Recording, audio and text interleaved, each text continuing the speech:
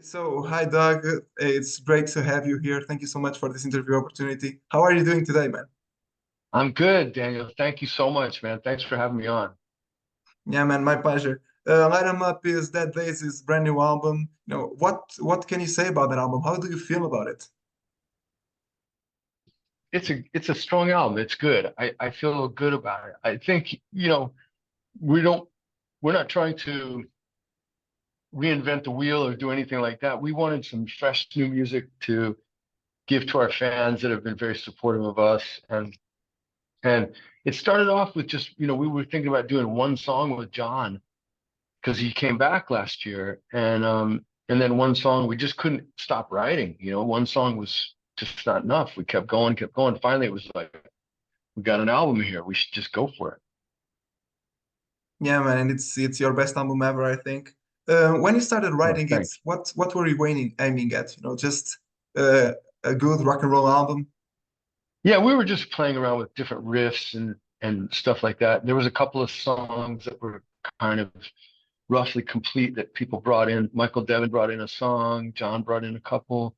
Marty Fredrickson brought in a song, and I brought in a couple. David brought in a couple riffs, and we would just go through everybody's ideas and just see which ones kind of we got a roll on. Like once we got going on something, if it came together and we got a roll going with it, then we would finish it off and kind of write it down. We'd record it roughly so we had a something to refer back to, because it's amazing when you're working on so much different music, you can forget stuff. So we always would do a recording, and and that was it. Yeah. Yeah, and so that was your whole composition process, just listening to everyone's ideas and Yeah, and go through them and see how we get on with them. And yeah, so it was John had a couple things, so we started with those. I had a couple things, we went to those. And at some point, Marty Fredrickson said, "Hey, I got this riff for Light 'em Up that it wasn't called Light 'em Up at the time, but it was just, he actually had a song that Stevie from the band Buck Cherry had sent in for Marty to check out. And he said, the song I don't care about, but I really love the riff. And I could hear you guys doing that." So we kind of started banging through that, and we got a good vibe on it. And within a couple hours, we had that track. And that's when I knew we had an album. yeah, man, it's a really great riff. And man, it's the best of the album, I think. It's really fun how it got into your hands as well, I think. Thanks, man. Well, there's a lot of different good stuff on there. And it's, like I say, we're not trying to go crazy and say, like, this is the album of the decade. We're trying to give people some good, fun music, to something fresh to listen to. A lot of people aren't doing albums right now for some reason. Yeah, it's more about the singles these days. They sound better, I guess. What does this album talk about lyrically? The lyrical themes behind the songs. The songs, that Light 'em Up is a pretty simple, straight ahead type of, Dead Daisy style song.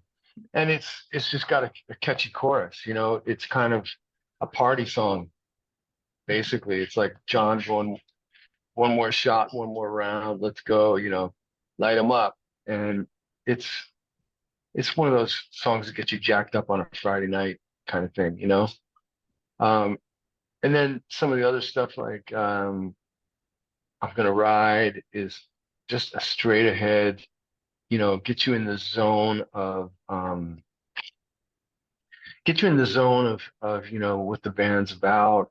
Very simple, classic kind of AC/DC vibe to it. Um, and it's about getting away, getting on your motorcycle and getting away, but also just, you know, it could be about getting away from anything, and just driving or going for a run. It doesn't necessarily mean riding a Harley, although that's what we wrote it about.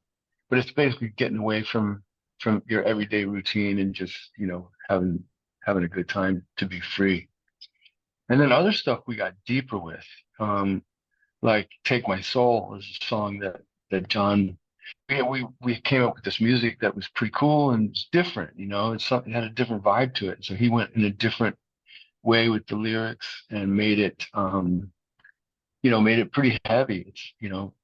It's basically about, you know, a guy that, didn't mean to kill somebody, but he did, and now he's got to pay his price and take my soul, I'm sorry for what I did, kind of thing. But it's that's on the end of the album, and it's a really cool song. It's kind of like a epic track.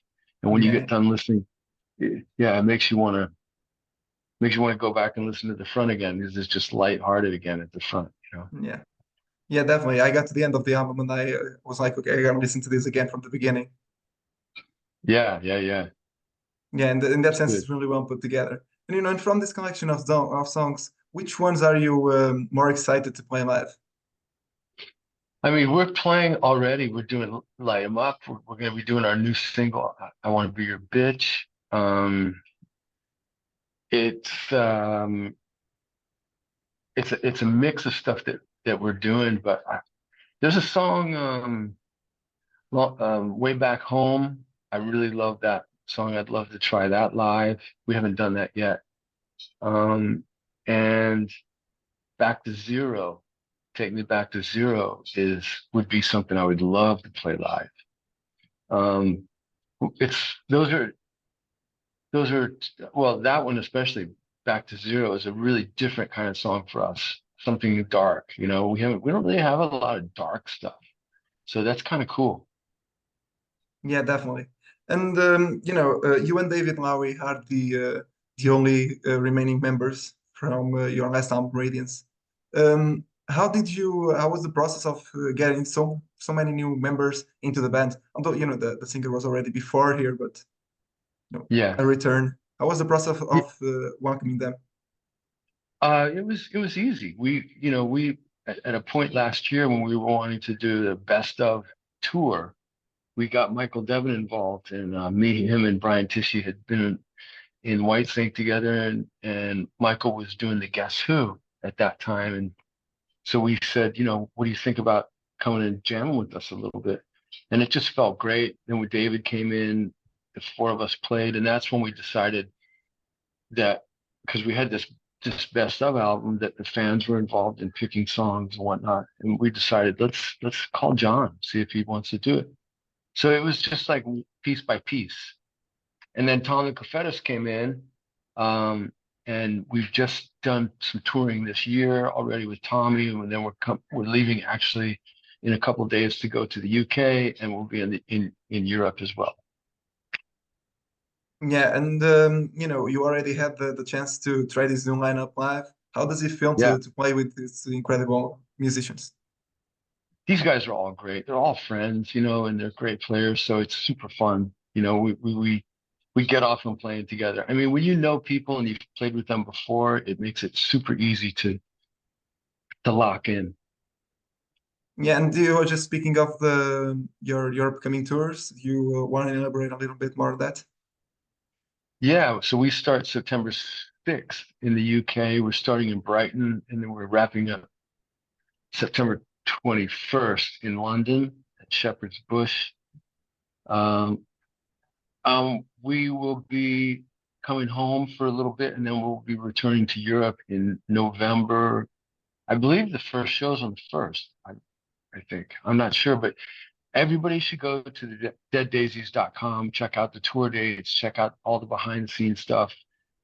We always have some fun stuff. And then the album comes out, in a week. So people will be able to get that. Yeah, and and touring with that is also always a great experience, and not only for you that are playing, but also for the viewer. But what exactly are you preparing for this tour? We got a new production that's really cool. It's involved with a little bit more, lighting and projection type of or projection screens.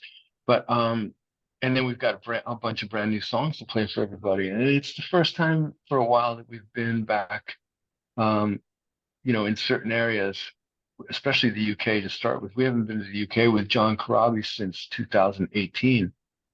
And there's a lot of places in Europe that we haven't been with John for a while. So it's going to be really great to get back out with him. And, John's just an ultimate front man. He puts on a great show, makes sure everybody's having a great time singing and playing, having fun. And yeah, it's going to be good, man. It's going to be a great night. I think the UK, we have um, the Bites are playing and also the Treatment playing with us. So it's a nice evening with three bands.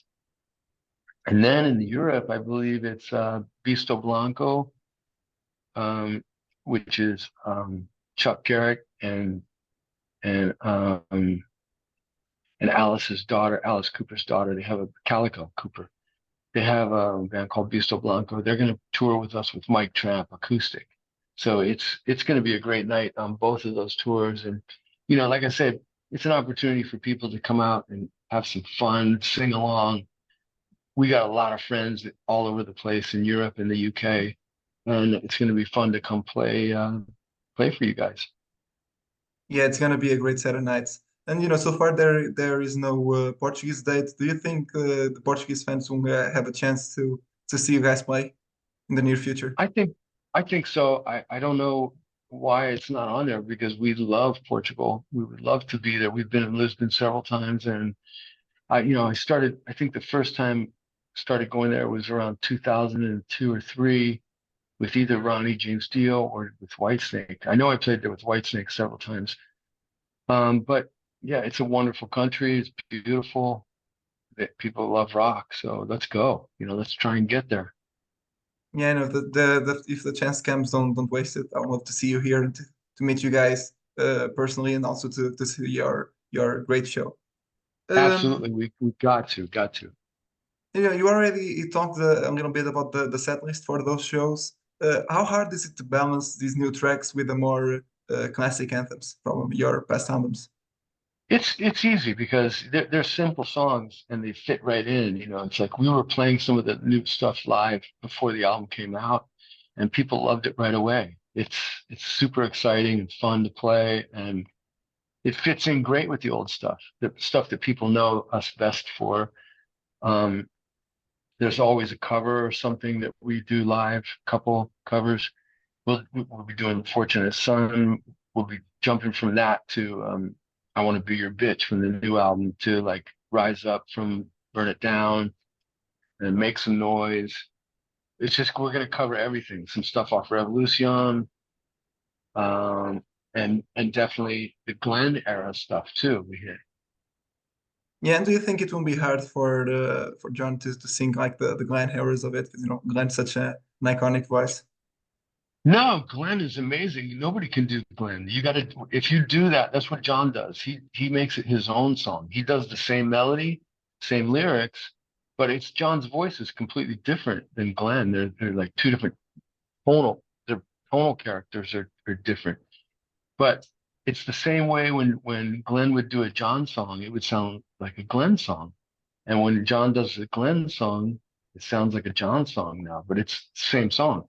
We're doing Bustle and Flow and Unspoken, Born to Fly. I can't remember what else, but John makes them his own. He does a great job with them. Yeah, is a great frontman. I mean, you're blessed to have always worked with the great frontmans. From David Coverdale to Ronnie James Dio. You've Yeah, had a blessed career in that aspect. And by the way, after on that career, if there was one gig that you could do, what was that gig? What's missing in your opinion right now in your career? I don't think I have anything missing. I mean, I've had more luck, and I've been very lucky. I've had more good luck and success than I probably deserve. So it's like I feel blessed, man. And even working with the Dead Daisies class musicians. I mean, for me, John Corabi is equally legendary to me. He's equally legendary to David Coverdale or Rob Halford or whoever. He's John Corabi and he kicks ass every night. So I've been really lucky, man. There's nobody missing that I mean, people sometimes go, who would you want to play with? And I've played with a lot of people, playing with Glenn Hughes, playing with Carmine Appice, Vinny Appice, Vinny Apici. I don't know how he pronounces that, I forgot, but so many different players I've had an opportunity to play with in certain situations. And so my cup's pretty full, man. My heart's pretty full with all that stuff. Yeah, and one of those projects that, in my opinion, is closer to my heart. I really enjoyed it was Revolution Sense you created back in 2014, and Yeah. you came out like in 2022, 23. I'm not sure. What made you follow that path, and do you think you'll ever return? I mean, you never say never. I don't know. I don't know. The thing of it is why I kind of two reasons why I pulled away. One, it was always a project band, and I didn't feel comfortable not touring off of it and making it either like a real band or I don't know. It just felt a little up in the air all the time, what we were doing and when we were going to do it. And it was hard to get schedules together. We were all three really busy. And also when Glenn joined the Dead Daisies, I really decided I wanted to dedicate 100% to that change because bringing in Glenn was like a big change for the band. And I've known Glenn and I was friends with Glenn, so I wanted to make sure that it went smooth. So I just didn't have time for other stuff. Yeah, I totally get it. Now, coming back to the Dead Daisies, in 2021, you released a video game called Daisies Revenge. Why did you do that? And, how is it going so far? I actually don't know, but there's a few aspects of the Dead Daisies that are very much controlled by management. So those are things that they do for marketing and stuff, and I really don't know about it. I loaded the game and I played it for a while. It was really fun. It's a really good game, but I'm not super, you know, coming from an older era, I'm not super into video games. Like I get guilty if I'm on my phone too much. So I try to keep it to just taking care of business. Everyone should check it out it's on the App Store. You can get the app Daisy's Revenge. It's a killing game of some kind. Yeah, and I hope, there's also something more coming, I think, next after that video There's game. something in the pipeline, but I don't know. There's Yeah. I can only tell you that we did some interesting recording earlier this year. Obviously, we did the Light 'Em Up record, but we also recorded some tracks down in Muscle Shoals, Alabama that were blues, straight up blues tracks that we kind of did them our own way. We didn't do it like the original, but we kind of put our feeling into it. The same way like how maybe some of our heroes would do something with a blues song, like Aerosmith might do something, or Led Zeppelin might do a blues track or something, and then the way they do it's a little different. So we approached it like that. But there's some really cool stuff, and maybe that's going to come out next year. But other than that, nobody told me what's next. Yeah, I guess we all have to wait for it. Yeah. Um, well, Doug, I think that's it. Thank you so much for your time. Would you like to send any message to your Portuguese fans? Well, I want to say obrigado. I thank you guys so much for all your support over the years. I really appreciate everything that you've done for not just me and my bands that I work with, but all the bands that you support. Portuguese are very passionate people, and it's always been a great place to rock. So I can't wait to come back and see you, and we definitely will soon. Come back and see you soon.